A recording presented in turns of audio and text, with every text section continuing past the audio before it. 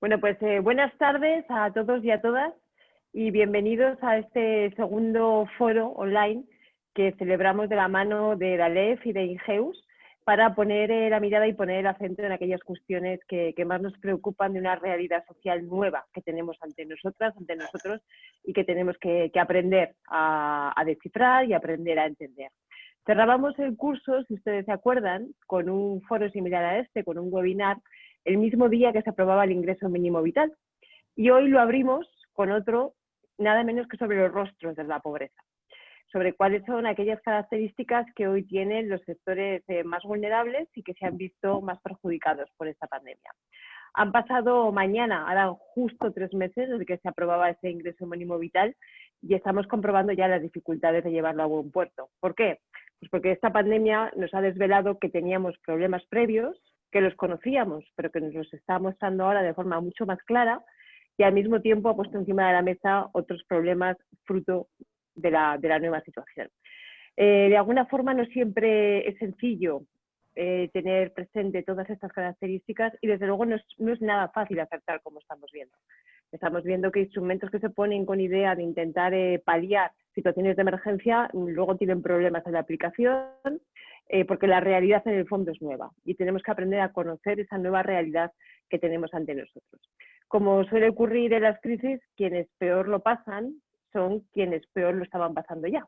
Es decir, quienes partían de peor situación se ven de una forma especial perjudicados, se ven de una forma especial afectados y afectadas por la crisis económica, en el caso de, por ejemplo, la crisis que vivimos en el 2008, por una pandemia como la que estamos viviendo ahora o situaciones parecidas, ¿no? Por eso hemos querido dedicar este foro a descubrir y a intentar entender cómo son hoy los rostros de la pobreza.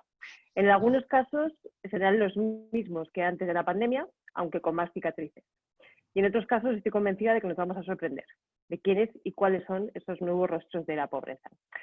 En este sentido, a lo largo de hora y media vamos a poder conversar con personas, con hombres y mujeres que son líderes de la sociedad civil, que trabajan en el día a día con esa parte de la población más vulnerable, que conocen a la perfección esos rostros. Estoy convencida que ellos también se están viendo sorprendidos y sorprendidas por estas nuevas realidades y queremos intentar entender qué es lo que hay detrás de todo esto y cómo se puede abordar. Al igual que en el anterior foro, no vamos a conformarnos con diagnosticar la situación, vamos a hacer un ejercicio de osadía y vamos a intentar incluso dar respuestas o por lo menos intentar ver por dónde pueden ir las líneas que nos ayuden a abordar esos desafíos.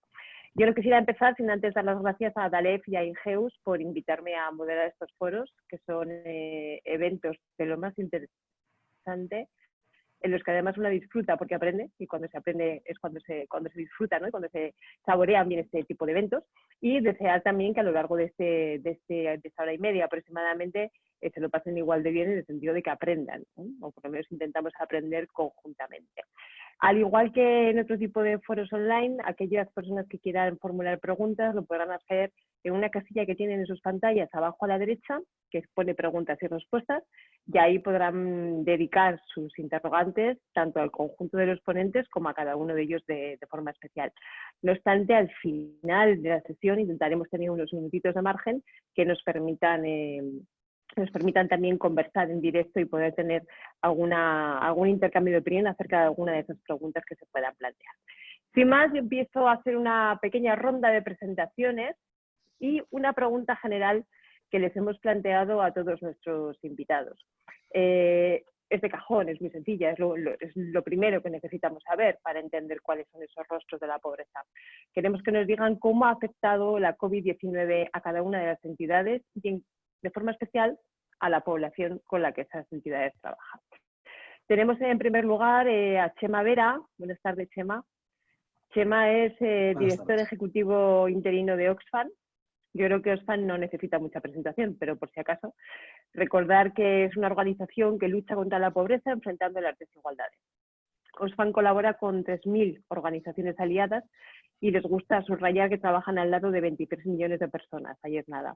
Responden a las grandes crisis humanitarias, como todos conocemos, trabajando para asegurar el agua, el saneamiento, alimento, protección, así como defendiendo los derechos de las personas en estas crisis, que a veces quedan en segundo lado o tienen el peligro de quedar en segundo plano. Defienden en este sentido la justicia de género, la justicia climática y enfrentan el acaparamiento de riqueza, renta, recursos naturales, poder y privilegios por parte de unos pocos en detrimento de la población más vulnerable. Yo creo que todo el mundo lo sabe, pero por si acaso, Oxfam tiene presencia en 70 países, cuenta con 10.000 profesionales y más de 30.000 personas voluntarias trabajando en torno a la organización. Si alguien tiene una visión global y una visión internacional de lo que está pasando en el mundo respecto a esta pandemia, es precisamente Oxfam. Por eso le hemos pedido a Chema que hoy nos haga una semblanza, nos ayude a ampliar el foco, ampliar la mirada y nos haga una semblanza de cómo la pandemia ha afectado a nivel global a la población con la que Oxfam trabaja. Chema, cuando quieras. Pues muchas gracias, Cristina, y muchas gracias a Ingeus y a los amigos de ADEP por esta convocatoria y por habernos invitado. Se nota que hay una sensibilidad fuerte en estas dos organizaciones y en su dirección. Es un gusto poder hablar sobre esto, aunque sean asuntos difíciles, duros, y hacerlo con este panel tan, digamos, estupendo y donde hay tanta gente conocida. Haré ese recorrido por lo que llamamos en Oxfam el virus de la desigualdad. Es el nombre que le hemos puesto, ¿no? Pues porque se asienta en un mundo y en una sociedad que es fuertemente desigual y porque además si no se hacen las cosas de una forma diferente en esta gran crisis ciertamente global, hará que las desigualdades se extremen incluso más de lo que ya están. Por lo tanto, eso intentaré hacer como un panorama algo más internacional, algo más amplio, porque seguro que mis compañeras y compañeros en el panel hablarán más sobre el espacio español, ¿no? Sobre la situación acá. La primera mirada de los rostros es hacia las crisis humanitarias, ¿no? Las grandes crisis. Yemen es el país en el que estuve justo antes de que la pandemia estallara, es el que me viene siempre más, ¿no? Es un país que solamente ha reportado unos 2.000 casos, pero puede haber muchos más.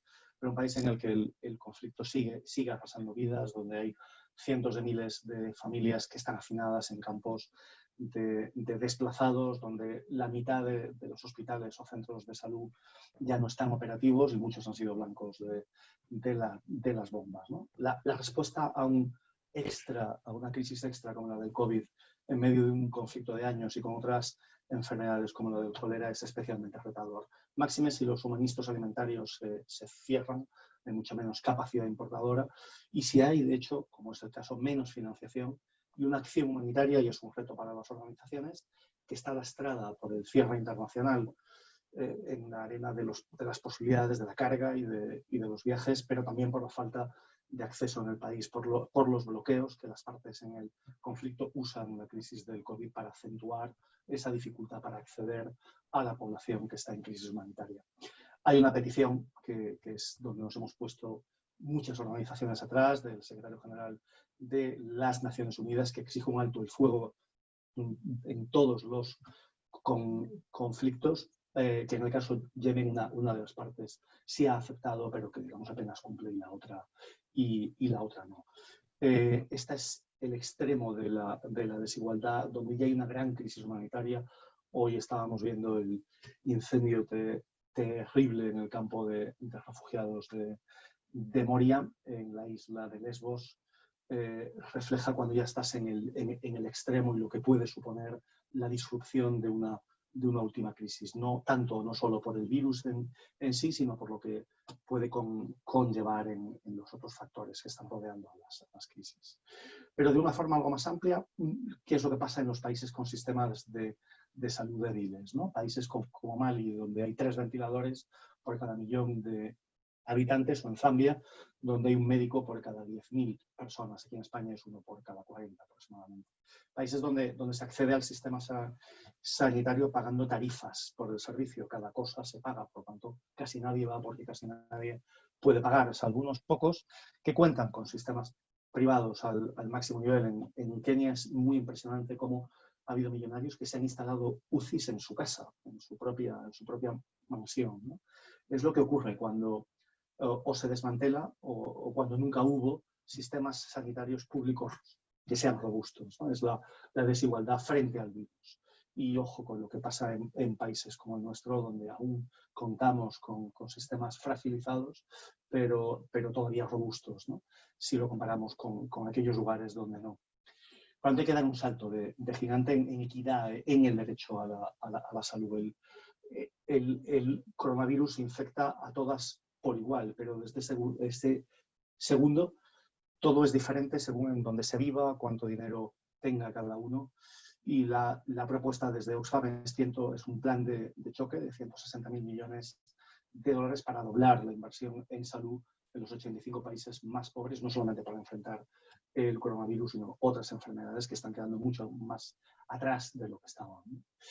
En este campo de la salud, un elemento clave para la desigualdad en sí y para enfrentar la propia pandemia, claro, es el de las vacunas, ¿no? Ahora parece, aunque hoy no es el mejor día, habrá vacuna dentro de unos meses con una producción que ya ha comenzado. Pero ¿para quién? ¿Para quién pueda pagarla? ¿A qué precio? ¿Será acaparada y protegida por regulaciones que primen a toda la población de un país rico frente a la de más alto riesgo en el mundo entero?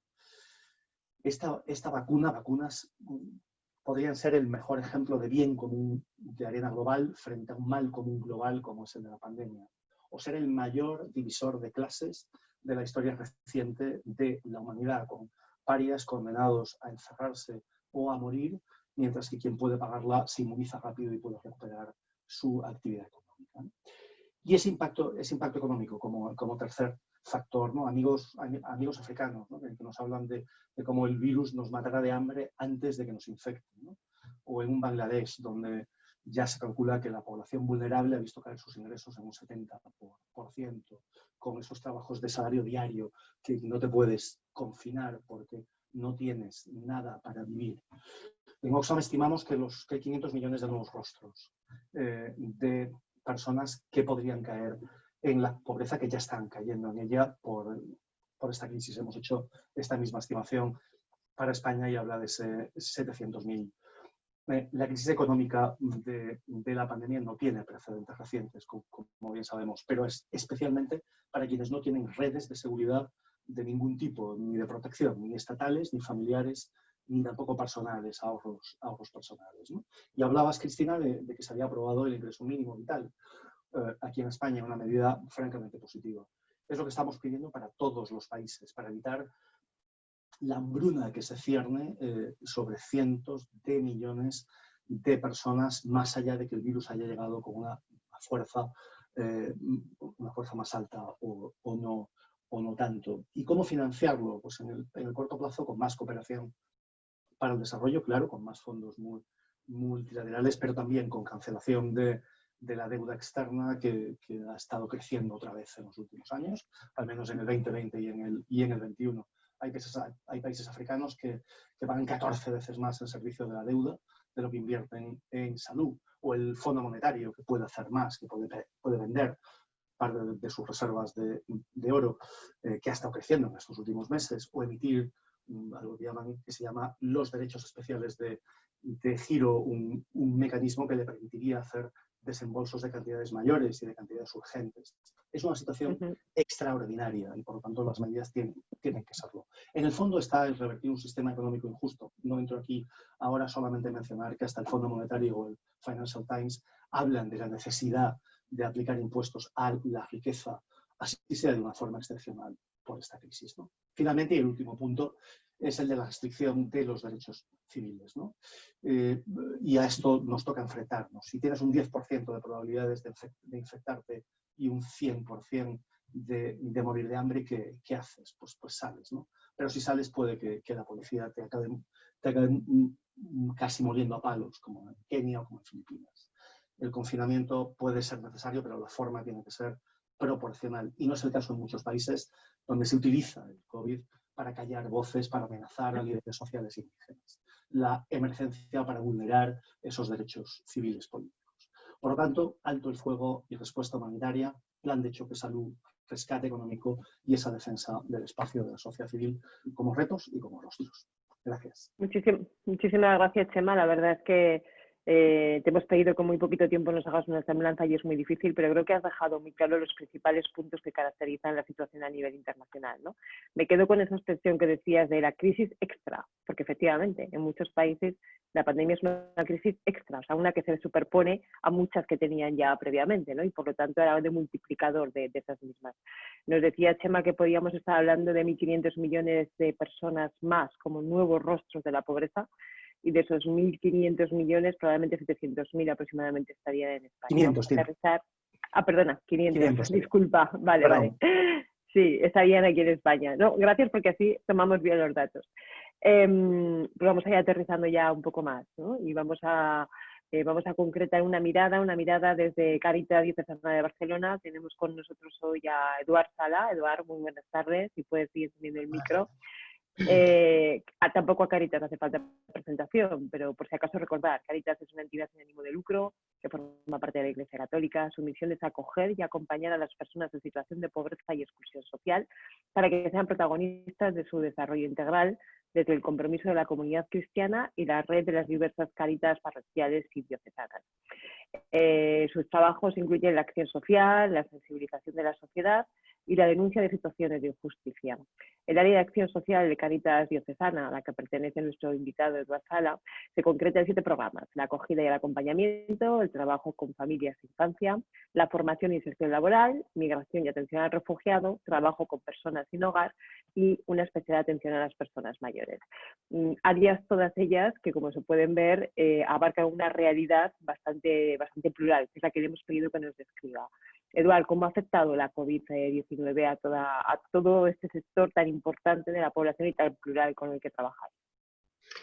Bueno, antes José María hablaba del virus de la desigualdad, ¿no? Y pienso que el COVID, cuando pensamos en cómo ha afectado a las personas, lo que ha hecho ha sido mostrar nuestra trastienda, ¿no? Nuestras vergüenzas, en el fondo. Es como el mar que te devuelve aquella porquería que, de hecho, te devuelve las asignaturas pendientes, ¿no? De todo lo que no habíamos hecho, ni en el periodo de bonanza, antes de buenos tiempos, de los 2000, ¿no? Hasta la crisis, ¿no? Aquello que no hicimos entonces, cuando había dinero, y tampoco hicimos cuando hubo la crisis, ahora se nos devuelve como incrementado, ¿no? Y, de hecho, el COVID-19 lo que ha sido es ha acentuado tendencias que observábamos antes, ¿no? Y incrementa los procesos de ese virus de la desigualdad de la que hablaba y de la exclusión social que comentaba antes José María, ¿no? Yo intentaría proponer, digamos, a las personas que nos estén siguiendo, ¿no? Que conectaran durante 10 segundos, que intentaran recordar, ahora estamos ya en septiembre, es como si hubiera pasado mucho tiempo desde ese 13 de marzo, ¿no? Pero que intentáramos conectar de nuevo en cómo vivimos cada uno, y cada uno con su historia, pues esos primeros 2 meses, o 3, o 4, es igual, ¿no? Pero porque ha ocurrido muchas cosas y estamos como muy cansados, pero que conectemos un momento en cómo vivimos cada uno desde su realidad el confinamiento, ¿no?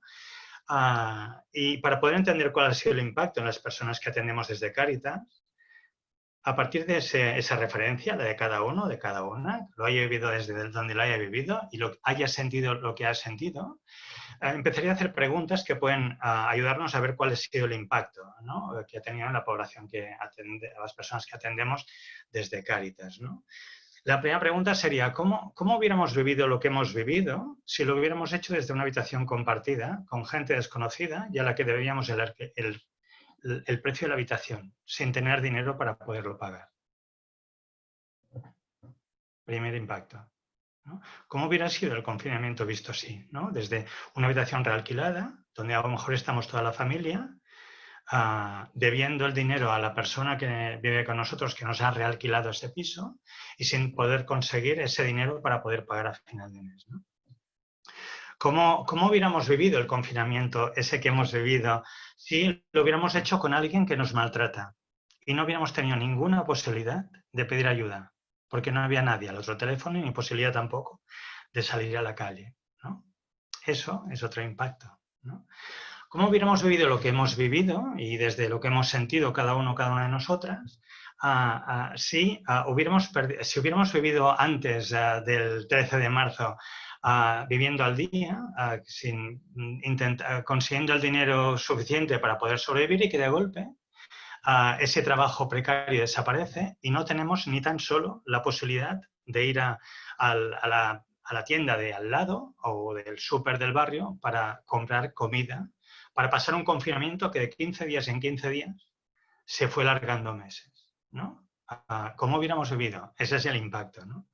Y luego cuando, por suerte, y estoy de acuerdo con José María, cuando sale hace 3 meses el ingreso mínimo vital, datos de hoy, ¿no? Datos de hoy. Ya son 900.000 las personas que han solicitado ingreso mínimo vital y solo en realidad se han llegado a tramitar 70.000, ¿vale? 70.000 hace un mes aproximadamente había 700.000 peticiones y solo se habían tramitado 20.000, ¿no? Pero ya llevamos 3 meses y estamos hablando de personas que no tienen ingresos, ¿no? ¿Cómo hubiéramos vivido eso si encima cuando nos están diciendo que podríamos llegar a acceder a no sé qué tipo de prestación, nadie nos atiende? No nos dan ni hora para poder tener una cita o hablar con alguien para poder saber si podemos conseguir ese dinero básico que necesitamos para llenar la nevera o para pagar el realquiler. Ese es el impacto que tenemos. Mira, del informe FOESA antes del año pasado, ¿no? El informe FOESA nos decía que teníamos en Cataluña 1,5 millones de personas que estaban en situación de exclusión social, ¿no? Pero ya contaba entonces que había 1 millón más de lo que se llama sociedad insegura, ¿no? O sea, personas que ante una nueva posible emergencia social que ha llegado, ya no tenían recursos de resistencia, que habían ya perdido aquella bolsa que podíamos tener en el banco, en el calcetín, ¿no? Aquella especie como de flotador que en caso de emergencia te podía salvar. Eso se agotó ya con la crisis anterior de la que no salimos, ¿no? Pues ese es el impacto para ese millón de personas que en Cataluña formaban parte de eso que se llama sociedad insegura. ¿Eso qué significa? ¿Cómo ha afectado a nuestras organizaciones, no solo a Cáritas, ¿no? Pues que nos pusimos desde el principio en modo emergencia. Lo ordinario quedó totalmente relegado, ¿no? Y todas las entidades, nosotros Cáritas también, básicamente empezamos a atender como 4 grandes prioridades, ¿no? La primera es que ya había gente en las primeras semanas, pero especialmente la segunda semana de confinamiento, que no tenía directamente para llenar nada a la nevera, ¿no? Y nadie se ponía al teléfono, porque la gente estaba encerrada en sus casas, incluso servicios de emergencia, ¿no? ¿Qué ha ocurrido? Pues necesidades básicas. Hemos triplicado a las personas que atendemos desde servicios de primera necesidad, ¿no? Hemos cuatriplicado las personas que reciben ayudas económicas respecto a antes del COVID. Hemos superado totalmente nuestra capacidad ordinaria de poder atender necesidades básicas. Y suerte de la red de Cáritas parroquiales, que han incrementado en lo posible las entregas de alimentos, cantidad de entidades e iniciativas vecinales y comunitarias que espontáneamente empezaron a intentar llenar estómagos durante ese tiempo, ¿no? Entonces, para Cáritas Diocesana de Barcelona y todas las Cáritas, especialmente las parroquiales también, ha sido necesidades básicas, ha sido la primera necesidad. Había 2, llenar las neveras, dar ayudas también, tanto en alimentos como ayudas económicas para que la gente pudiera comprar comida, y también pagar los realquileres. No ayudamos a nadie para pagar alquileres, sí para pagar realquileres, porque os echaban de las habitaciones, ¿no? Segunda prioridad, las primeras 3 semanas nos preocupó muchísimo las personas sin hogar. Cayeron las primeras semanas comedores sociales y todos los espacios, incluso los lavabos, los servicios, para que la gente pudiera hacer sus necesidades básicas, ¿vale? De golpe, todo cierra y hay toda de gente que queda en el limbo, en una calle donde no puede acceder ni tan solo a comedores sociales que por contagios habían cerrado, ¿no? Esas 3 semanas, las primeras, fueron muy duras. Perdón, un minuto. No, ya casi me ha agotado el tiempo. Pues ya está, ¿no? Termina. Pues, sí. ya está. Pues la tercera prioridad fue lo residencial, continuar con todo lo residencial, las personas que estaban viviendo en pisos compartidos, etcétera, y finalmente todo lo jurídico. Muchísima gente ante las prestaciones no tuvo a nadie que le pudiera asesorar sobre si podía o no podía acceder a determinadas situaciones, con lo que aún estamos respondiendo a la emergencia. ninguna de nosotras, de las entidades que estamos aquí presentes, creo que hemos normalizado la actividad antes de COVID. Muchísimas gracias, Eduard. Yo creo que nos ha normalizado y que probablemente estamos un poquito lejos aún de normalizarla, ¿no? O sea, la nueva normalidad, ya sabemos que no sabemos, primero no sabemos muy bien lo que es y luego, desde luego, de normalidad de momento tiene poca. Hablabas de las personas sin hogar y a eso es a lo que se dedica la Fundación Hogar Sí. Hablabas desde tu perspectiva en Cáritas Diocesana de Barcelona. La Fundación Hogar Sí tiene una misión desde el ámbito, trabajan diferentes comunidades autónomas y tiene una visión global que creo que puede ser muy interesante como complementaria de lo que se ha venido haciendo hasta ahora. Por eso hemos invitado a participar a José Manuel Caballón. Hola, José Manuel, buenas tardes. Si puedes Hola ir encendiendo Cristina, el ¿qué micro. tal? ¿Qué tal? José Manuel, viejo amigo, es director de la Fundación Hogar Sí.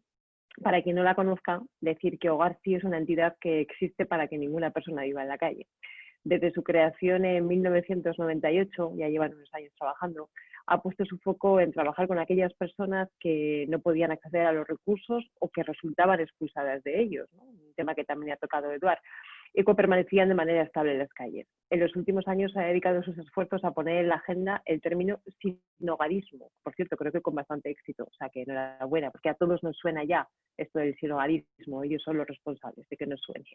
Para dar a entender, precisamente, que los elementos estructurales que existen detrás de este problema y generar un proceso de incidencia política y pública basada en ese enfoque de derechos que creo que comparten todas las entidades que están aquí. En alianza con la Asociación Pro Vivienda, desde Hogar Sí están desarrollando la metodología Housing First en España, que yo estoy convencida que muchos de los que nos estáis escuchando conocéis ya, y forma parte de ese movimiento Housing First en Europa y a nivel internacional. José Manuel, esto que decía Eduard, ¿no? Pongámonos hace unos meses cuando la situación de confinamiento y nos quejábamos, no podemos salir de casa, ¿no?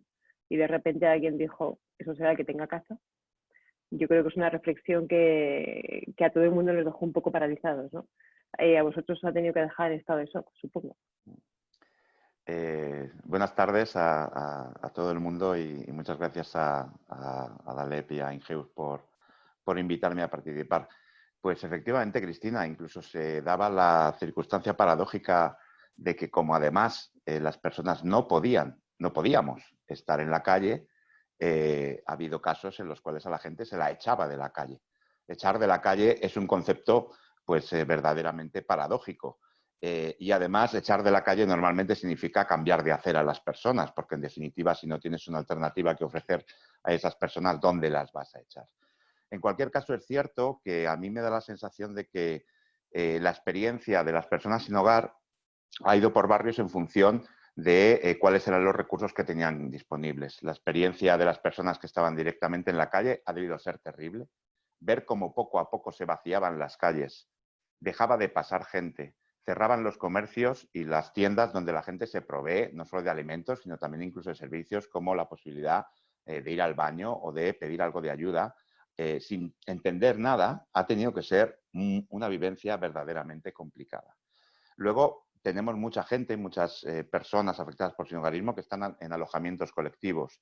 La verdad es que yo me alegro no haber tenido que gestionar muchos alojamientos colectivos durante la pandemia, porque me imagino que habrá tenido que ser verdaderamente difícil organizar las cosas en unos espacios que de base y en términos generales no están excesivamente preparados para ofrecer las mejores condiciones sanitarias, las mejores condiciones de aislamiento, de distancia de seguridad, etcétera. Y luego una pequeña parte de las personas, entre las que están los clientes que están en las soluciones de vivienda de Hogar Sí, pero también de otras entidades, pues han pasado la pandemia con el mismo nivel de protección que cualquier ciudadano, porque tenían su casa. Y eso, pues la verdad es que es algo que nos debe tratar de ayudar a hacer una reflexión. En términos generales, la experiencia de las personas está por un lado. Luego está qué ha pasado con la causa del sinhogarismo durante la pandemia. Pues la verdad es que no podemos decir que las administraciones públicas en términos generales no hayan prestado atención al tema. En la primera comparecencia de los ministros delegados, la ministra de Defensa habló de las personas sin hogar y puso a la UME a disposición de las personas sin hogar para ofrecerles comida, elementos higiénicos, etcétera. Y luego es verdad que las diferentes administraciones públicas han puesto en marcha, desde Guarsi hemos hecho un mapeo de las plazas de emergencia COVID que se han puesto en marcha durante un mes y medio prácticamente, y han sido más de 7.300 plazas en toda España. Plazas de emergencia. De los 300 millones del fondo extraordinario que el gobierno puso para temas sociales, 12 millones, las comunidades autónomas han gastado 12 millones en recursos para personas sin hogar. Eso es un 4%.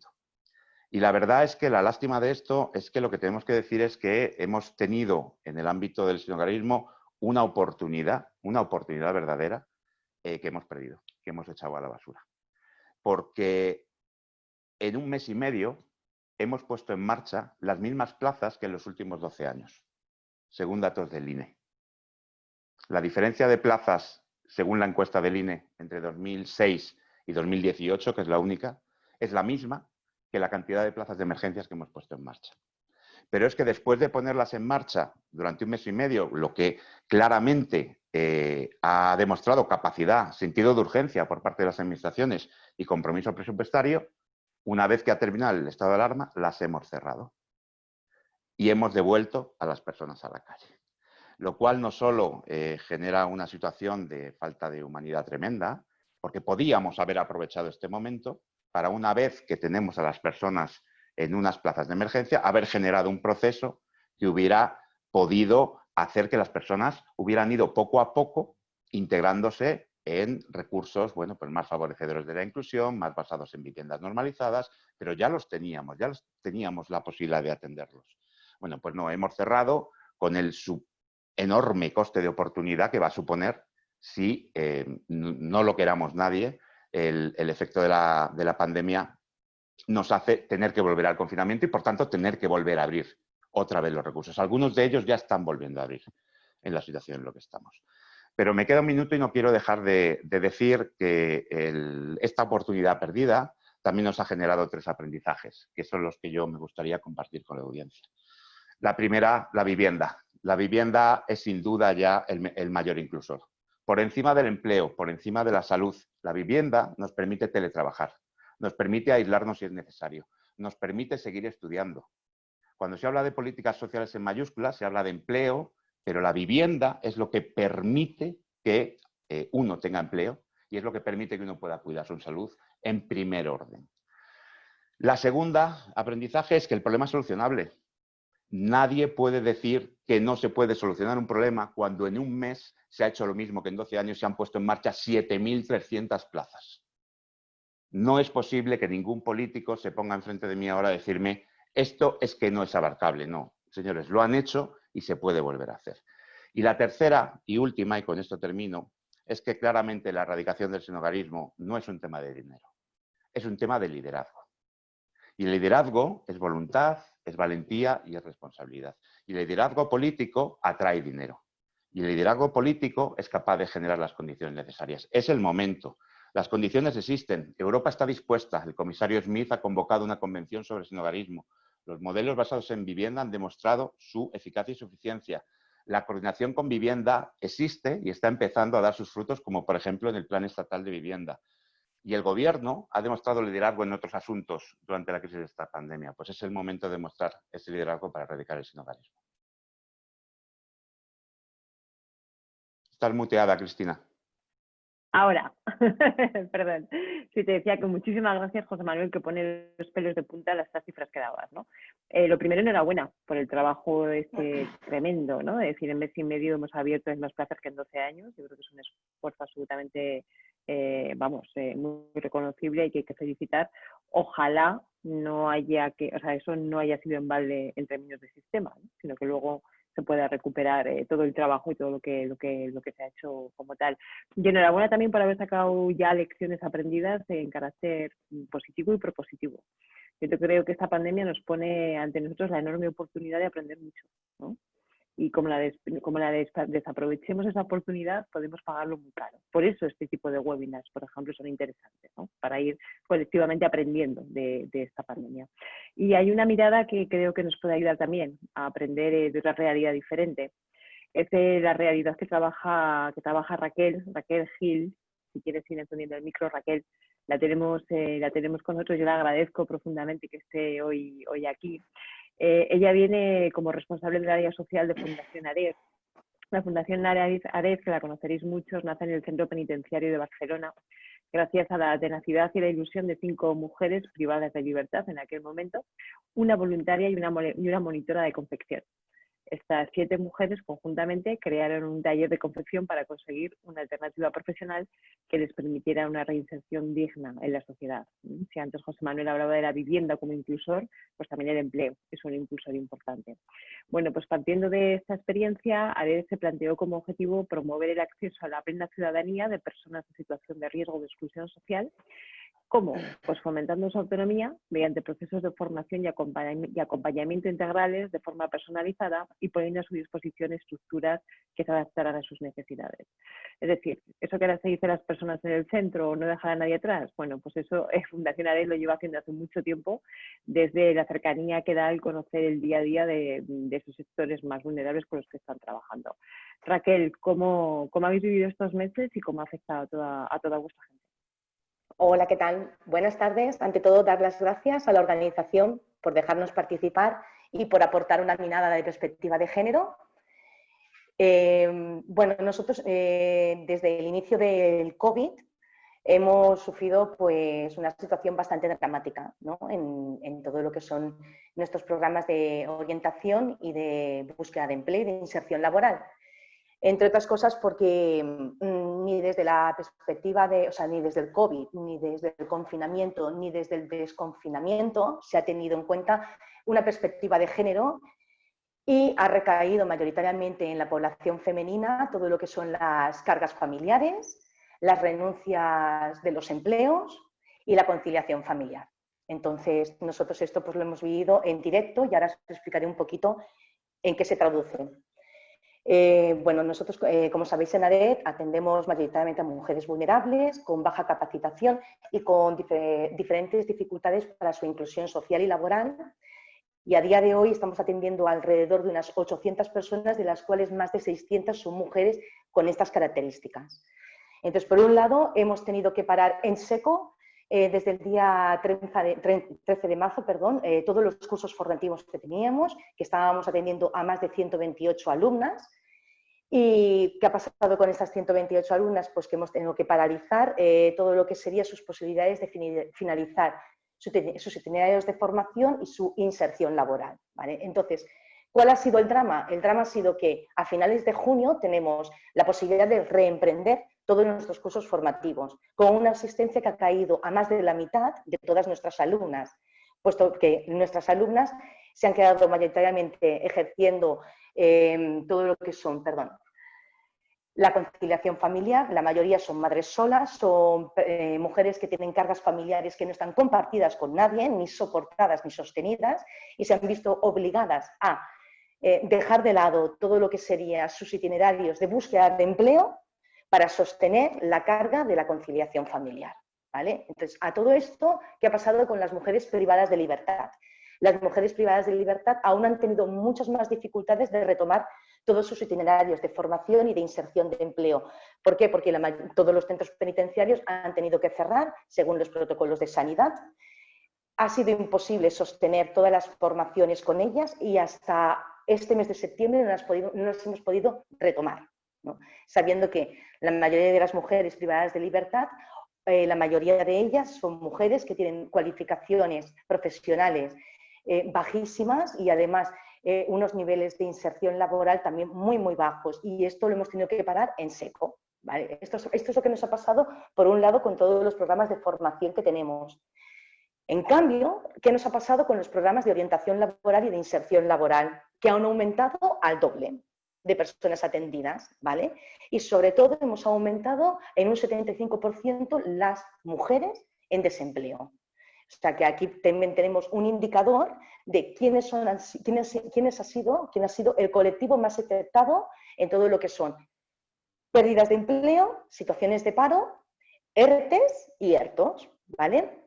Entonces, la mayoría de estas mujeres que nos vienen, también hay que explicar, ¿no?, que muchas de ellas están sujetas a ERTEs y, como sabéis, más del 70% de empresas han denunciado que los ERTEs están gestionando los cobros de las prestaciones con muchos retrasos, con lo cual, claro, esto ha generado para todas ellas un drama económico en sus familias, que como apuntaban mis compañeras, las necesidades más primarias, como es llenar una nevera, han sido su prioridad, ¿vale?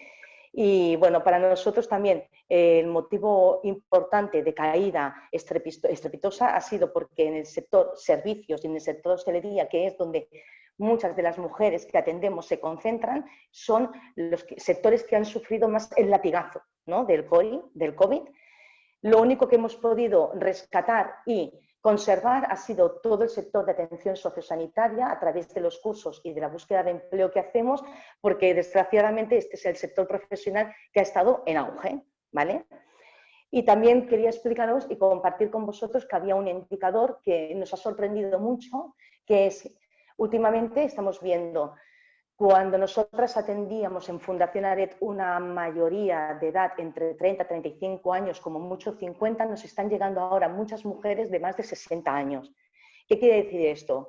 Mujeres más de 60 años que están desesperadas por buscar un empleo, porque han sido mujeres con muy baja cualificación, la mayoría trabajando en economías sumergidas, empleadas domésticas, sin ningún tipo de contrato, que no tienen derecho a paro ni a ERTE y que para colmo tienen una edad que es superior a los 60 años y por lo tanto son un colectivo de los más afectados por el tema del COVID, ¿vale? Entonces, de nuevo se junta la disyuntiva entre la necesidad de mantener el empleo o de mantener la economía de las casas y de nuevo la conciliación familiar, que en este caso está siendo realmente muy difícil, muy difícil para todas ellas, debido también a, claro, el cierre de las escuelas, ¿vale? Que yo creo que en este momento podemos decir, después de esta pandemia y durante, porque estamos todavía en ella, que el sistema escolar es uno de los grandes pilares de la economía de nuestro país, ¿vale? Entonces,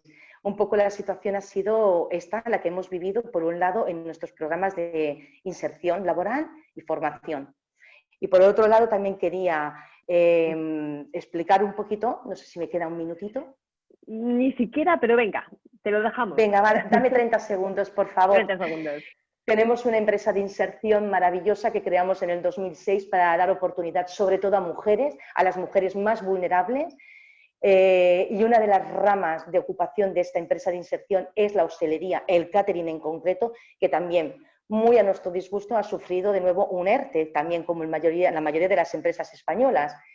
Y de nuevo hemos vivido muchas mujeres en una situación muy complicada, con un ERTE, con muchas dificultades para cubrir necesidades primarias, con muchas dificultades, como decía Eduard, para llenar una nevera. Hemos tenido que hacer campañas de captación de fondos, campañas de captación de dinero, hemos recibido donaciones de Banco de Alimentos, de World Vision, de Bimbo, o sea que desde aquí les damos enormemente las gracias porque sin ellos no hubiésemos podido cubrir ni la mitad de todo lo que nos hemos encontrado.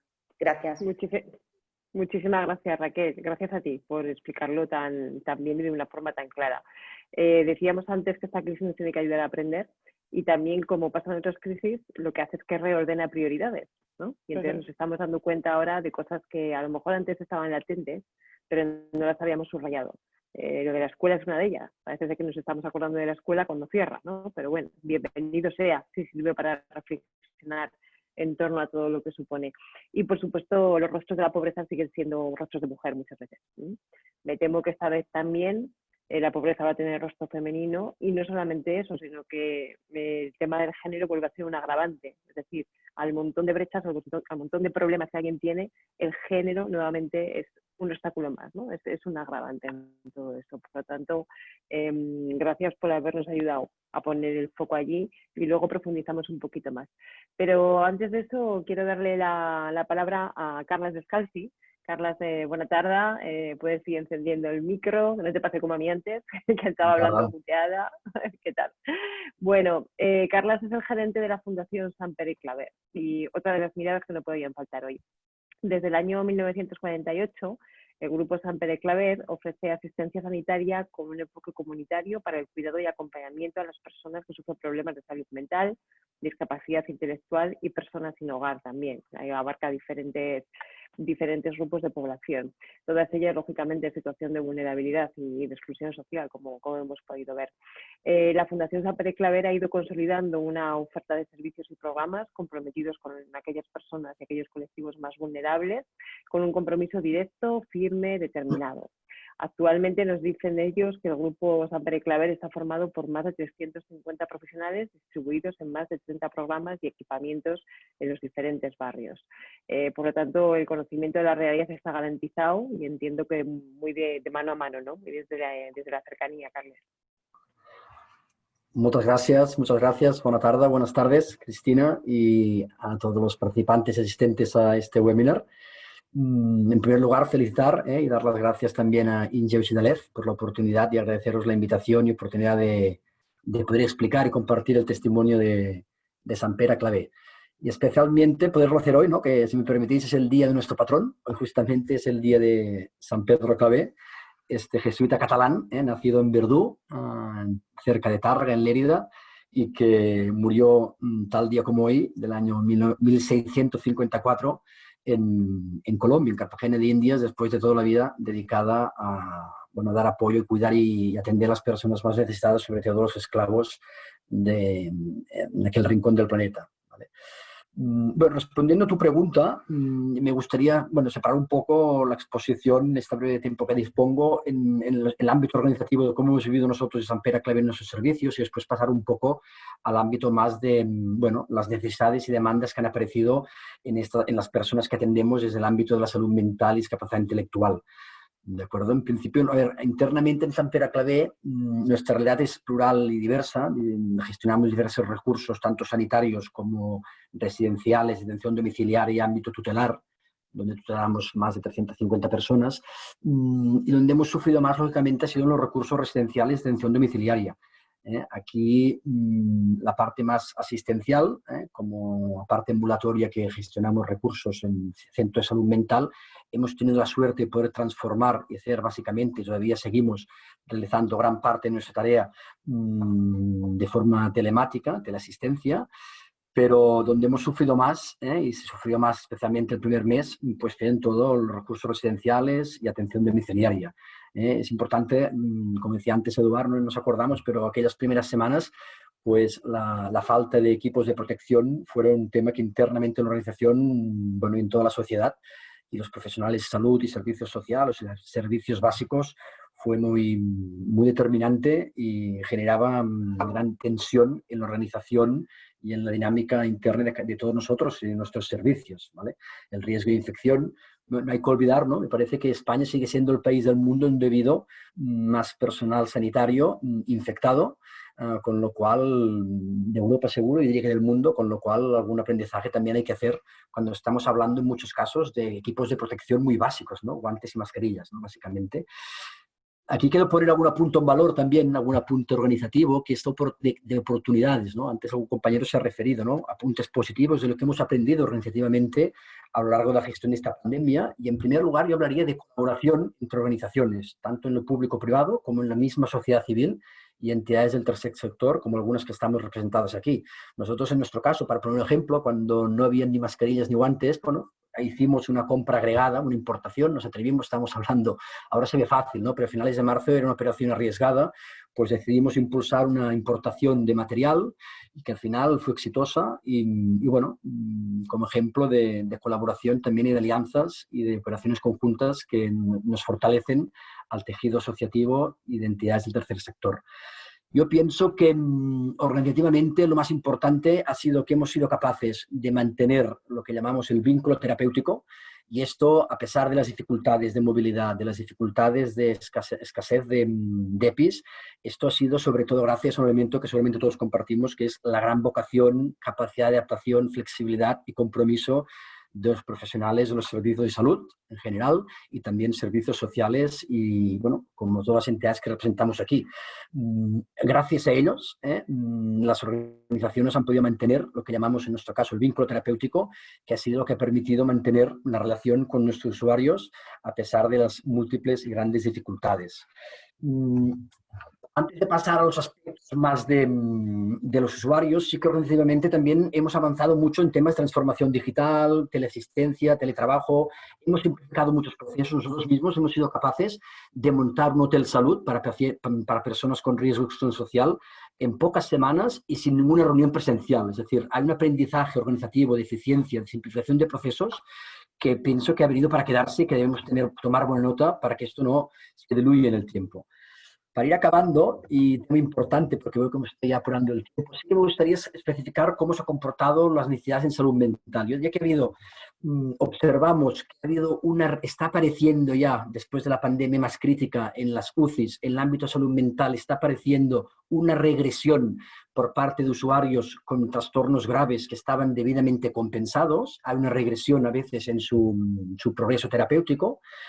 Aparece también una demanda asociada a trastornos más de tipos leve adaptativos como ansiedad, miedo, angustia, que puede tener una gran parte de la sociedad que antes no tenía esta vivencia.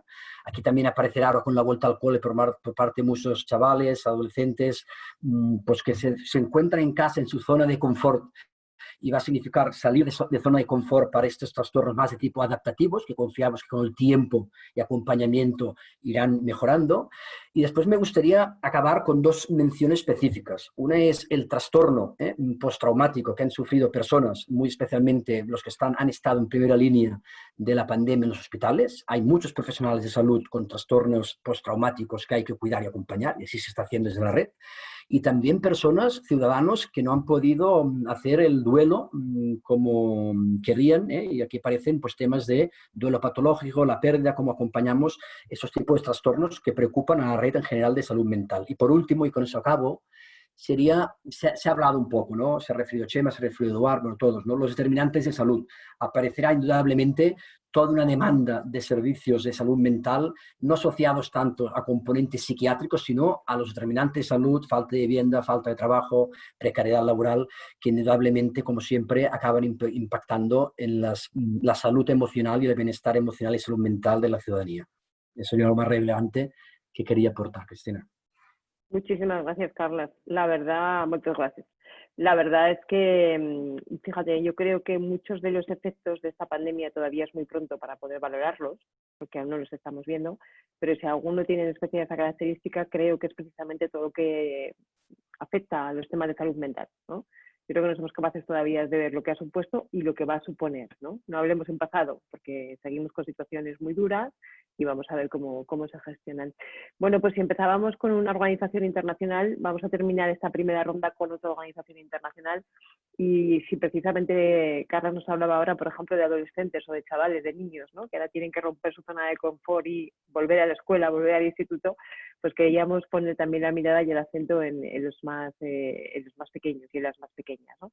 Por eso hemos invitado aquí a participar a Andrés Conde, director general de Save the Children. Andrés, muy buenas tardes. Si puedes ya encender el micro. Hola, buenas tardes. ¿Qué tal? Save the Children es la organización independiente líder en la defensa de los derechos de la infancia en todo el mundo.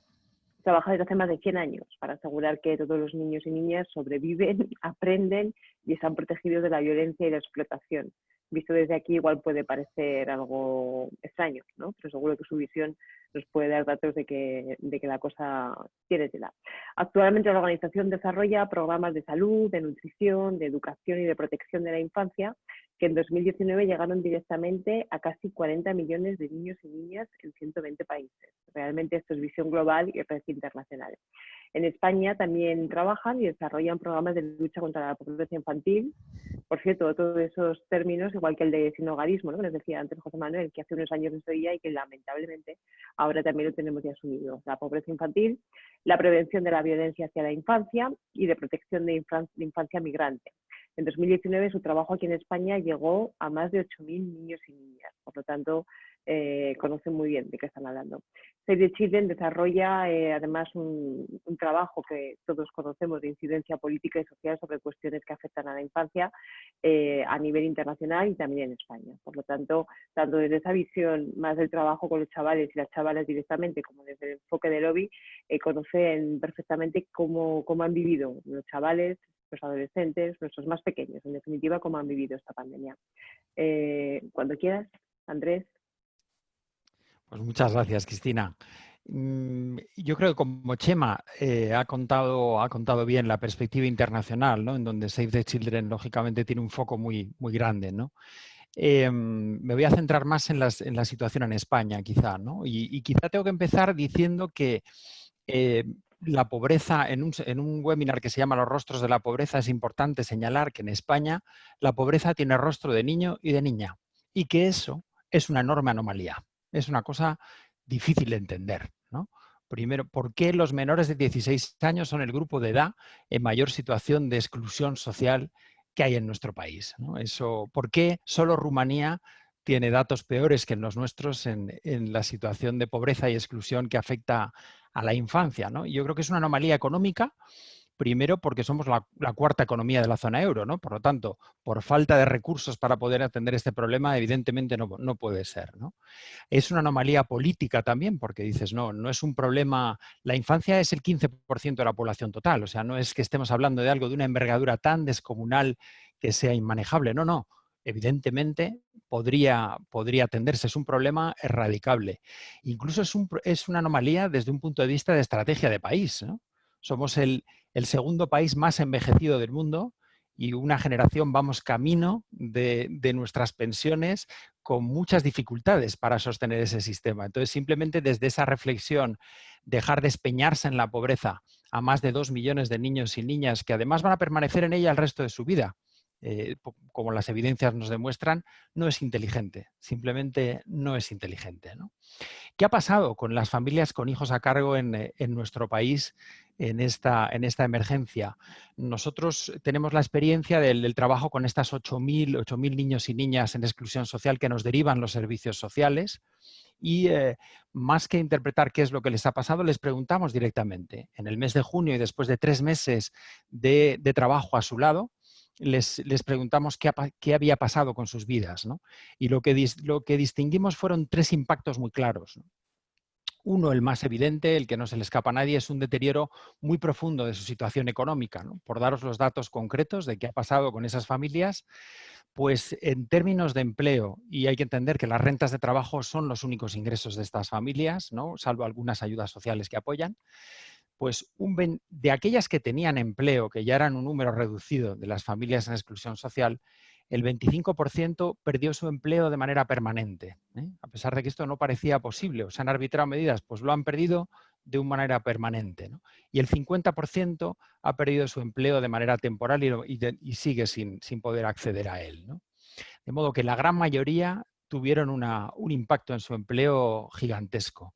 ¿Cuál es el impacto de esa pérdida de empleo en términos de ingresos, el impacto real? Pues las familias nos dijeron que sus ingresos habían disminuido un 31%, ¿no? O sea, las familias en situación vulnerable han perdido un tercio de sus ingresos. En la economía de cualquiera de nosotros sería algo difícil de gestionar, pero en economías pobres es casi imposible. La renta media de estas familias, pensando en una familia de 4 personas, padre, madre y 2 hijos, nos dijeron que era 578 euros al mes. Entonces, cuando hablamos de pobreza infantil en nuestro país, podemos pensar en eso, pues es vivir con 578 euros para 4 personas, para pagar la vivienda, la alimentación, la energía, gastos educativos y cualquier gasto de otro tipo, ¿no? Lo que nos pareció más grave todavía es que el número de familias que no tenían ningún tipo de ingreso había aumentado un 27%. Entonces, familias con hijos a cargo que no tienen ningún tipo de ingreso, ¿no? Que viven exclusivamente de la ayuda, muchas veces de entidades privadas, ¿no? El segundo impacto que nosotros vimos es lo que llamamos un confinamiento conflictivo. El 20% de estas familias comparte la vivienda con personas ajenas al núcleo familiar y eso ya es una situación muy complicada, ¿eh? Verte encerrado con extraños, como ha comentado Eduard también, durante meses, ¿no? Y más de la mitad nos habló de situaciones de fuerte estrés familiar, de conflictos y de problemas de convivencia importantes, ¿no? Esto sabemos que ha derivado, sabemos porque nos llamaban las familias en situaciones de violencia hacia los niños y las niñas, que ha resultado la violencia más invisible que hemos tenido nunca, porque habíamos cerrado los mecanismos oficiales de detección, que eran los centros educativos, la asistencia de salud primaria. No teníamos visibilidad sobre lo que estaba ocurriendo dentro de las casas. Y el tercer impacto era, podemos llamar la brecha educativa como expresión de una brecha social, ¿no? Nuestras familias, un 39% no tenía acceso a Internet ni mecanismos, medios electrónicos para seguir educación a distancia, pero tampoco sus padres y madres tenían el capital educativo para poder hacer un acompañamiento en casa. Esto lo que ha producido es una desvinculación educativa muy fuerte en niños y niñas que ya tenían tasas de fracaso escolar y de abandono educativo temprano muy elevadas. Y termino ahí. Ahora, muchísimas gracias, Andrés. Efectivamente es una anomalía que es incomprensible desde todos los puntos de vista. Por supuesto, el primero social, humano, pero también desde el punto de vista económico, desde el punto de vista del proyecto de país, desde el punto de vista de derechos humanos casi, ¿no? Es una anomalía que tengamos esas cifras de pobreza en nada menos que la infancia, ¿no? Con todo lo que se supone. Por eso, desgraciadamente, sabemos lo que significa esa expresión, igual que sabemos lo que significa el sinhogarismo, como nos comentaba antes José Manuel. Bueno, creo que tenemos el puzzle no completo, porque yo creo que completar todo ese puzzle de todos los rostros de la pobreza, desde luego en un webinar no da tiempo, ni muchísimo menos, pero tenemos un puzzle bastante bien armado que nos demuestra varias cosas que decíamos al principio. Primero, que los que entraron en esta pandemia en peor situación probablemente saldrán de ella todavía en mucho peor situación. Y en segundo lugar, que además aparecen características nuevas, aparecen grupos de la población que hasta ahora probablemente no teníamos en situaciones tan perentorias y que ahora mismo vamos a tener que prestar especial atención. Me gustaría iniciar una segunda ronda con preguntas muy concretas a cada uno de vosotros y de vosotras acerca del trabajo que habéis estado haciendo y sobre todo también en clave de aprendizaje, ¿no? José Manuel Caballol decía antes, hemos sacado aprendizajes de este tiempo, pero que es bueno que vayamos entre todos empezando a tomar notas de aprendizajes, muchos van a ser comunes además, y que en ese sentido nos ayuden a avanzar, ¿no? Chema Verán, desde Oxfam Internacional, vosotros sois una organización internacional donde todo el mundo estamos acostumbrados a veros en campañas internacionales de cooperación, de solidaridad, nos pedís apoyo para una guerra aquí, para un conflicto allá, pero de repente os hemos visto trabajar en España. Os hemos visto tener trabajos, campañas, acciones concretas aquí en España. ¿Cómo ha reaccionado la sociedad española ante todo esto? Pues gracias y gracias por lo que hemos escuchado. Yo creo que está siendo francamente interesante. Esto es un dilema que las organizaciones, digamos, que venimos de una tradición de cooperación internacional o de desarrollo lleva sobre la mesa de una forma especial tras la crisis de 2008, ¿no?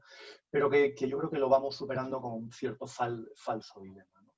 Porque cada vez es más evidente que debemos responder también aquí en España, ¿no? o en países en donde tenemos la base de donde surgen estas organizaciones de cooperación internacional, europeas, Estados Unidos, cada uno desde su experiencia y de sus capacidades. Claro que no podemos dejar atrás a las poblaciones olvidadas, a las más lejanas, ¿no? Cierto que estos dilemas finalmente siempre se acaban manteniendo cuando toca asignar presupuestos, ¿no? Pero bueno, como todo, cuando hay muchas prioridades y muchas causas, ¿no? Dos aspectos solo sobre esto para ser breve. Una es que debemos conectar, y que yo creo que estamos aprendiéndolo poco a poco, a conectar causas, retos, experiencia, conocimientos, liderazgos, ¿no? Y a saberlo comunicar. Porque de hecho yo creo que respondiendo a lo que preguntabas, buena parte de nuestra base social ya hace esta conexión, ¿no? Ya lo ha hecho, no lo distingue con tanta crudeza. Oxfam Intermón, aquí en España, está ahora mismo trabajando junto a unas 2 docenas de organizaciones sociales en la frontera de la justicia migratoria y de la lucha contra la violencia machista, ¿no? Causas globales que enfrentamos en otros muchos lugares, ¿no? O la evasión fiscal vía paraísos fiscales, ¿no? Ocurre en España, Perú, Kenia, en otros muchos sitios. O la emergencia climática que no conoce fronteras. Justo de ahí surge una agenda como la 2030, ¿no? Que lo es para todas, no es de unos hacia otros, sino que realmente reverbera en cualquier lugar, ¿no? Segundo aspecto, y es importante, os ha dicho todo lo que he dicho antes, es muy importante, y vistos los retos que hay, de la necesidad de mantener y de recuperar la cooperación internacional y el multilateralismo, ¿no? En un sentido hondo, incluso de sentido de humanidad universal, ¿no? Ninguno de los desafíos que hemos mencionado los puede abordar un país solo. Y sin embargo, pues justo este es el momento en el que financiar un internacionalismo renovado es un reto mayúsculo, ¿no? Cuando vemos que la mirada sí se vuelve cada vez más doméstica y solamente con las orejeras de lo que pasa aquí, incluso en el que los nacionalismos explotan no solamente las identidades o la identidad en su vertiente más excluyente, sino el miedo, el salvémonos primero, ¿no? Cuando aquí nadie se salvará hasta que no estemos todas a salvo, y es lo que el coronavirus nos ha mostrado. Muchísimas gracias, Chema. Eso es una de las características que tienen todo eso que llamamos los bienes comunes, ¿no? Que o nos salvamos todos o no se salva nadie. Entonces, a ver si es otro de los aprendizajes que sacamos de esta pandemia. Eduard, en Cáritas, abre el micro antes de que se me despiste. Digo, en Cáritas, en la crisis del año 2008, la crisis financiera, nos alertabais de una cosa realmente llamativa, ¿no? Y era, empiezan a aparecer nuevos grupos de población muy vulnerables, susceptibles de acudir a nuestros servicios, pero que les da vergüenza acudir, ¿no? Clases medias que pasan por un mal momento y que no tienen, bueno, pues les da, digamos, apuro acudir socialmente a un servicio como ese. ¿Estáis reviviendo ese mismo fenómeno ahora? Sí, sí, cada crisis y cada persona es distinta, ¿no? Pero más que hablar de nuevos perfiles, podemos hablar de situaciones que se agravan y que se complican hasta tal punto que viene a buscar ayuda gente que, ya digo, antes he dicho, más de la mitad no habían venido antes a servicios como los de Cáritas o de servicios sociales, ¿no? Los que llamamos, ¿vale? Los perplejos, ¿no? Gente que viene perpleja. Ya han ido diciendo los perfiles que cada uno es un mundo, cada persona es única, ¿vale? Y cuando hacemos aquí cajones, estamos poniendo vidas que son sagradas en un saco que no tienen nada que ver uno con otro, ¿no? Pero para ejemplificar, a veces recuerdo una metáfora. Quino es el autor de Mafalda. Para los que tenemos cierta edad, Pleistoceno superior, ¿vale? Pues no, para nada. No, Mafalda es universal y atemporal, ¿eh? No me digas.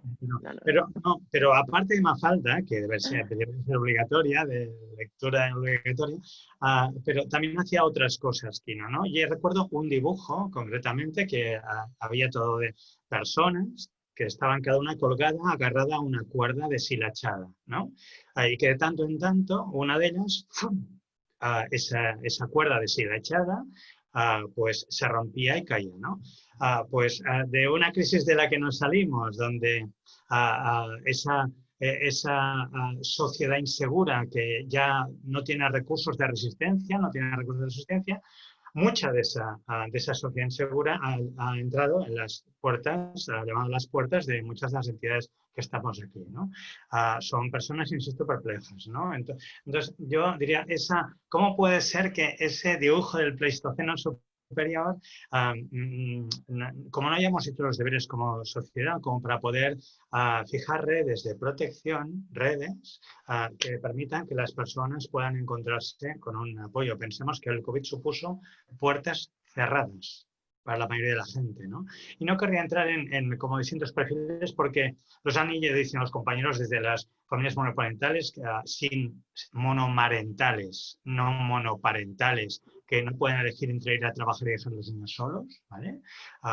O bueno, cuando hablaba también Andrés de los niños, la infancia, ¿no? O cuando se hablaba de las personas con trabajo, cuando Raquel también hablaba, las personas no solo con trabajos precarios y que viven al día, sino las personas con trabajo informal, una economía sumergida, además sin protección, porque están en situación de miseria regular y no pueden ni acceder a ningún tipo de... pero yo diría, ostras, ¿qué nos ocurre que somos incapaces de ese dibujo de Quino con toda gente agarrada a sogas deshilachadas? ¿Cómo es posible que no podamos cambiar sogas nuevas, ¿vale? Y establecer redes de apoyo, ¿no?